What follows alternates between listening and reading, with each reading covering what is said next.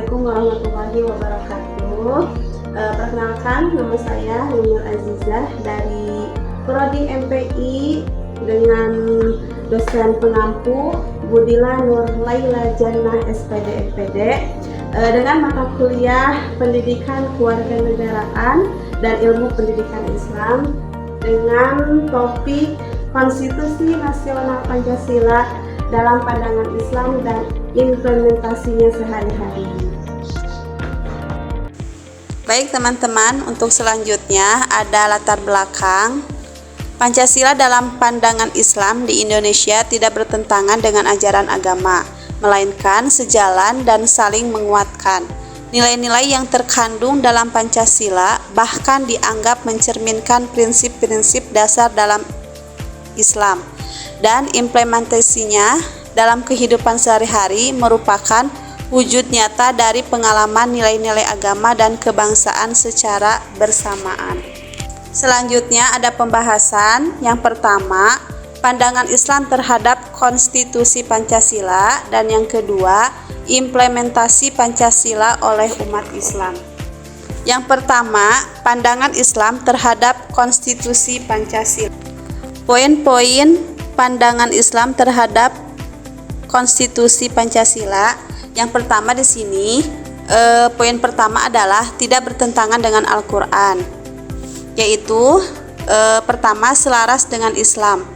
Maksudnya, nilai Pancasila mencerminkan prinsip dasar Islam dan implementasinya merupakan pengamalan nilai agama dan kebangsaan. Yang kedua ada perwujudan tauhid. Artinya, sila pertama selaras dengan konsep keesaan Allah dalam Islam sesuai Quran surat Al-Ikhlas ayat 1. Yang ketiga, sejalan maqasid syariah. Maksudnya di sini adalah Pancasila mendukung perlindungan agama, jiwa, keturunan, akal dan harta sesuai tujuan syariat Islam. Dan yang terakhir ada konsensus kebangsaan, yaitu Muhammadiyah melihat Pancasila sebagai darul ahdi wa syahadah yang wajib diisi untuk mewujudkan masyarakat adil. Yang poin kedua ada perwujudan nilai ilahiyah. Nah, dari perwujudan nilai ilahiyah dibagi lagi menjadi beberapa poin. Yang pertama ada konsep tauhid, yaitu sila pertama selaras dengan keesaan Allah dalam Islam sesuai Quran surat Al-Ikhlas ayat 1. Poin yang kedua ada darul ahdi syahadah, yaitu konsensus kebangsaan yang mewajibkan umat Islam berkontribusi mewujudkan masyarakat adil makmur. Dan poin ketiga ada maqasid syariah, yaitu Pancasila sejalan dengan tujuan syariat menjaga agama, jiwa, keturunan, akal, dan harta. Dan yang terakhir, yang keempat ada jalan tengah, yaitu alternatif antara negara teokrasi dan sekuler yang melindungi kehidupan beragama tanpa mencampuri urusan internal. Selanjutnya, poin ketiga ada darul ahdi wa syahadah. Dari poin yang ketiga ini dibagi lagi. Ada yang pertama ada konsensus kebangsaan, yaitu rumusan Muhammadiyah tentang Pancasila sebagai kesepakatan nasional yang wajib diisi umat Islam untuk mewujudkan masyarakat adil.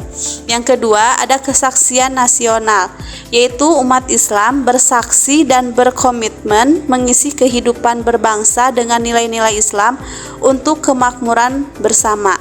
Yang ketiga ada jalan tengah, yaitu Pancasila menjembatani antara negara agama dan sekuler, melindungi kehidupan beragama tanpa mencampuri urusan internal agama. Dan yang terakhir ada kewajiban umat. Di sini ada Muslim Indonesia wajib berpartisipasi dalam kehidupan bernegara sebagai wujud pengamalan nilai agama dan kebangsaan. Nah, di sini ada poin terakhir, yaitu poin keempat, jalan tengah kebangsaan. Di sini ada konsensus nasional. Maksudnya Pancasila sebagai jalan tengah antara negara agama dan sekuler, melindungi kehidupan beragama tanpa mencampuri urusan internal. Yang kedua ada selaras dengan Islam. Di sini nilai Pancasila tidak bertentangan dengan Al-Quran dan sejalan dengan maqasid syariah dalam menjaga agama, jiwa, dan keturunan. Dan yang ketiga, dukungan organisasi Islam. MUI, NU, dan Muhammadiyah menegaskan penerimaan Pancasila sebagai dasar negara yang sesuai dengan ajaran Islam. Dan yang terakhir ada implementasi sehari-hari, yaitu menjalankan ajaran agama sambil menjunjung nilai kebangsaan melalui toleransi, musyawarah, dan keadilan sosial. Pembahasan kedua ada implementasi Pancasila oleh umat Islam. Poin pertama ada menjalankan ketuhanan yang Maha Esa. Di sini ada beberapa poin. Yang pertama ada tauhid dalam Pancasila, yaitu sila pertama selaras dengan konsep keesaan Allah dalam Islam sesuai Quran Surat Al-Ikhlas ayat 1. Yang kedua ada toleransi beragama, yaitu menghormati, memeluk agama lain tanpa memaksakan keyakinan sebagai wujud implementasi ketuhanan yang Maha Esa. Poin yang ketiga ada keimanan dan ketakwaan. Di sini ada meningkatkan ibadah sesuai syariat Islam sambil menjunjung nilai kebangsaan dalam kehidupan sehari-hari. Yang terakhir ada nilai ilahiyah. Maksudnya di sini adalah Pancasila tidak bertentangan dengan Al-Quran dan mencerminkan prinsip-prinsip dasar dalam ajaran Islam. Poin yang kedua ada mewujudkan kemanusiaan adil dan beradab. Di sini dibagi lagi beberapa poin. Yang pertama ada keadilan untuk semua. Maksudnya memperlakukan setiap orang secara adil tanpa memandang perbedaan agama, suku, atau ras. Yang kedua ada sikap rahmatan lil alamin, yaitu menerapkan kasih sayang bagi seluruh alam sebagai cerminan nilai kemanusiaan yang beradab. Dan yang ketiga ada membela kebenaran. Maksudnya berani menegakkan kebenaran dan keadilan sebagai bagian dari tanggung jawab kemanusiaan. Dan yang terakhir ada persaudaraan universal. Maksudnya membangun ukhuwah bersyariah dengan menjunjung tinggi persaudaraan sesama manusia di seluruh dunia. Poin ketiga ada menjaga persatuan Indonesia. Di sini dibagi lagi menjadi 4. Yang pertama ukhuwah 3 dimensi.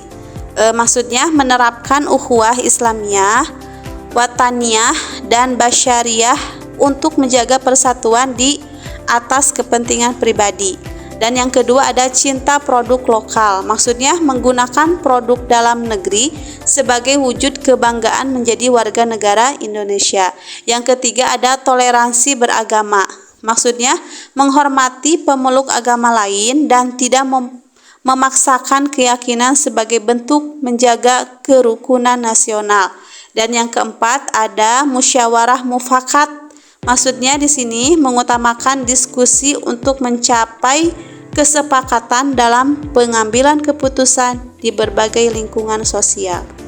Poin keempat ada mengutamakan musyawarah mufakat. Nah, di sini juga terbagi menjadi beberapa poin. Yang pertama, musyawarah dalam Islam. Maksudnya, prinsip syuro dalam Islam menekankan pengambilan keputusan bersama melalui diskusi dan pertimbangan kolektif. Yang kedua ada mufakat sebagai tujuan. Maksudnya, kesepakatan bersama mencerminkan hikmat kebijaksanaan dan menghindari perpecahan dalam masyarakat.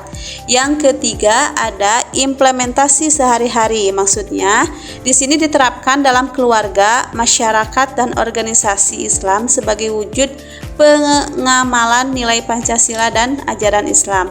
Dan yang poin terakhir ada menghargai perbedaan pendapat. Maksudnya di sini adalah musyawarah mengakomodasi keberagamaan pandangan untuk mencapai keputusan terbaik bagi kepentingan bersama. Nah, di sini ada poin terakhir yaitu mewujudkan keadilan sosial. Mewujudkan keadilan sosial dibagi lagi menjadi beberapa poin. Yang pertama ada bekerja keras. Maksudnya menghargai hasil karya orang lain dan tidak menyalahgunakan hak milik untuk kepentingan pribadi.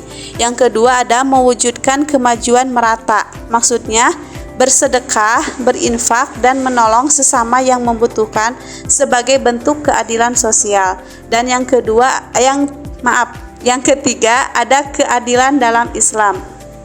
Maksudnya sejalan dengan prinsip muqasid syariah untuk menjaga agama, jiwa, keturunan, akal, dan harta.